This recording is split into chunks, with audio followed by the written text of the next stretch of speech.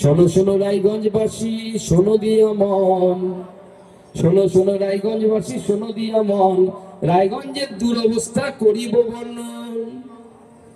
কৃষ্ণরাজে রায়গঞ্জ ভালো নাহি রয়। কৃষ্ণকে চেনেন তো? হ্যাঁ, এটা কলির কেষ্ট।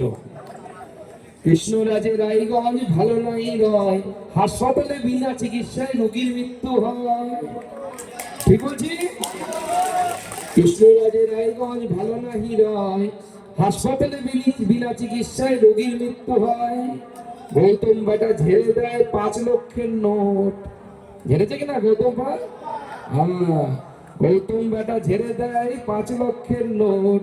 এসব দেখে রায়গঞ্জবাসী হয় একজোট।